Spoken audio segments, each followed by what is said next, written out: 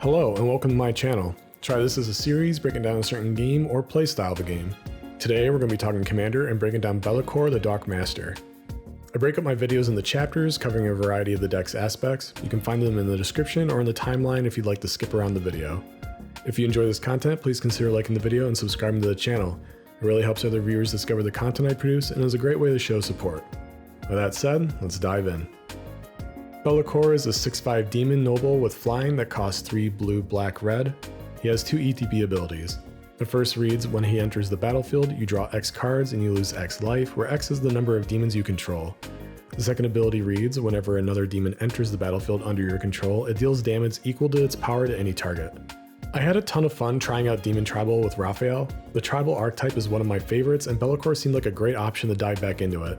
Though I missed the massive amount of life gain with Raphael, Be'lakor is far more effective for the tribe and gives you access to blue. This deck is built based off the Ruinous Power precon. There are quite a few new demons in that list and was a solid foundation for this deck.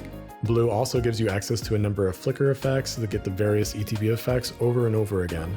This makes Be'lakor very dangerous in general between the effective card draw ability and burn effect on the card. I ended up adding Raphael into the deck even though he's not a demon. The lifelink ability in the Anthem is too good to pass up and provides some great synergy for the tribe overall. I think the Ruinous Power precon is a bit unique compared to the other 40k decks. I don't think it really knows what it wants to be and just overcomes that by having incredibly powerful effects on its 2 given commanders. Next week I'll be breaking down Abaddon, so if you'd like to see that, don't forget to subscribe.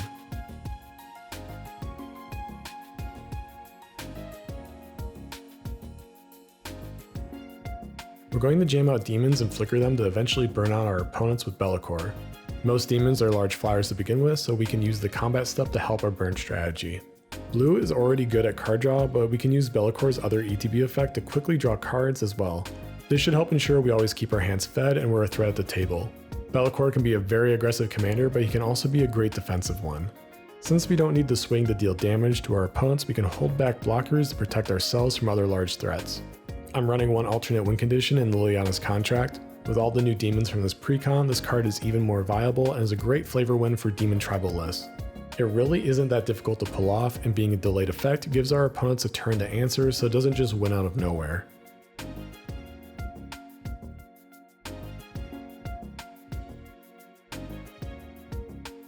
Starting off is the auto includes in Soul Ring, Arcane Signet, and Thematic Compass.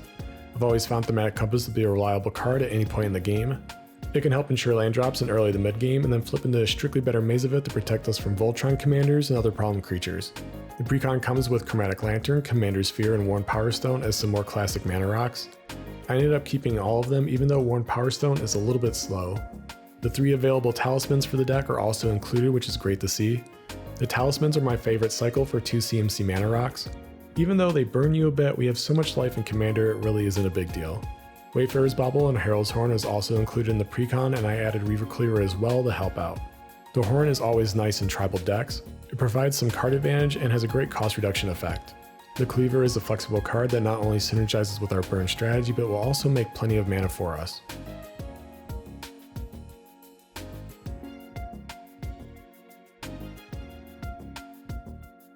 Be'lakor is a heavy hitter for card draw in this list. Being in the command zone means we should always have a reliable source of card draw. Between all the copy and flicker effects in the deck, we should be able to trigger his ability when we need to.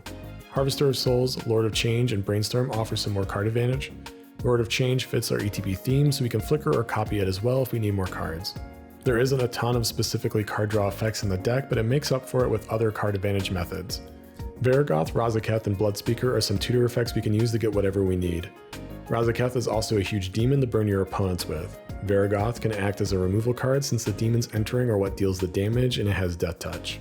The Ruinous Powers, Heralds of Tzeentch, and Deny Reality all offer additional value in various ways. They're just solid cards that come in the precon to get you ahead of your opponents.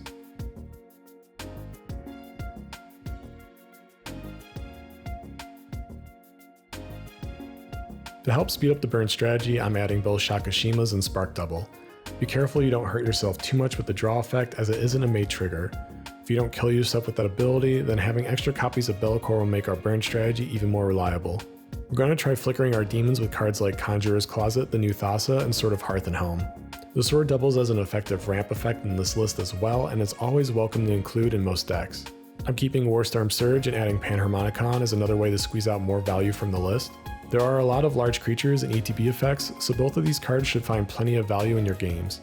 Graveshifter, Chaos Defiler, and Rakdos the Showstopper are some great examples of other ETB effects we can abuse in this list. The Defiler and Rakdos especially are great removal effects to flicker and control the board with. Though they're a bit chaotic, I think all the flicker effects included will make them pretty reliable.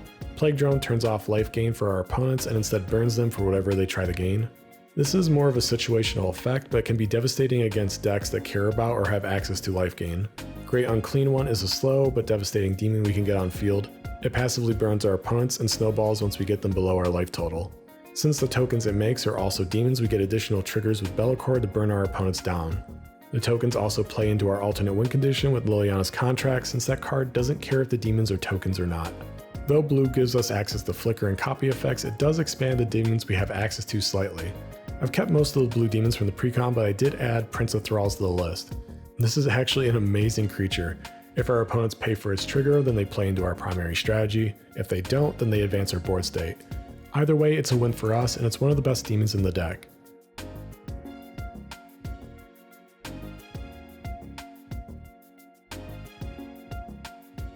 The cutting room floor is where I talk about some cards around or over $10 at the time of recording that I cut from my list for various reasons but are worth mentioning the run. Though these cards didn't find a home in my list, they might find a home in yours. Mystic Study and Black Market Connections are two cheap to cast utility cards that are complete game changers. They're both very reliable and we have plenty of starting life for Black Market Connections. If you're feeling like the deck is underperforming, then these would be some good options to add. Terror of the Peaks and Fiery Emancipation are two more ways to burn our opponents. I thought Be'lakor was already pretty pushed. Having such an effective ETB ability in the command zone made the deck perform pretty reliably and aggressively in most games. I didn't think he needed that much help burning opponents, so I thought it would be overkill to include these cards. If you're looking to speed up the game even more, or if you have access to these cards instead of some of the copy and flicker effects, then I think they're good includes. Helm of the Host is an amazing copy effect for the list. If Bellacor's draw effect was a May ability, then I probably would have included it in the deck. Since his ability and the Helm's ability aren't optional, I think there's a real risk of killing yourself with his first ability. You could possibly outskill us with his damage, but I didn't think personally it was worth it. You don't need to copy Be'lakor, but it also seemed like it wasn't really worth copying other demons with it. Let me know what you think in the comments below. Urza's Incubator is a great card to provide some additional cost reduction for the tribe. The cost of the demons is a little all over the place, and I never had any issues casting my creatures. Sure, we could get more value out per turn with this card, but I personally liked the pace the deck performed at, so I didn't include it for that reason. Archfiend of Despair makes more sense to include in this list instead of Raphael. Since we don't have a ton of life gain like that deck does, it doesn't really matter if it gets stolen. The Wound Reflection would also work on us, but it would still reflect on the other opponents as well. It's just a really expensive demon that's also expensive to cast. To be honest with you, for an 8-drop I'd rather be casting Razakath. There were so many demons already in the precon, it didn't make sense to add this one when I liked the utility of some of the ones I had in Raphael's list already. It didn't really cross my mind to include this card, but it would synergize incredibly well with the burn strategy.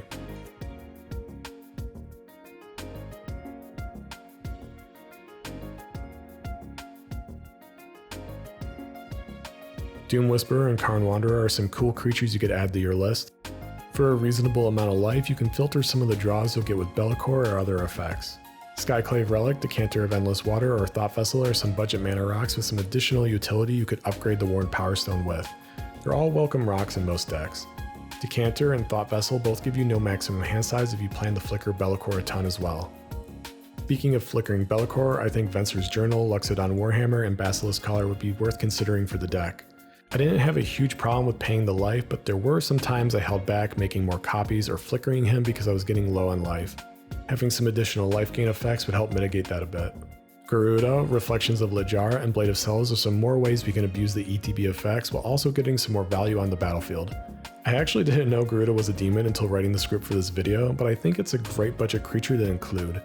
It's a sizable demon for Be'lakor's burn effect and has its own ETB effect we can flicker or copy if we'd like to. Lijar and the Blade can both get token copies of things and are reliable in their own right. I didn't cover every card in this deck or every suggestion I have for Be'lakor, so if you'd like to see the rest, check out the link in the description below. If you enjoyed this video, please consider clicking the like button and subscribing to the channel. Comment below on cards you think synergize well with this commander, and if you have any suggestions for commanders to build in the future. Thank you so much for watching, good luck, and have fun.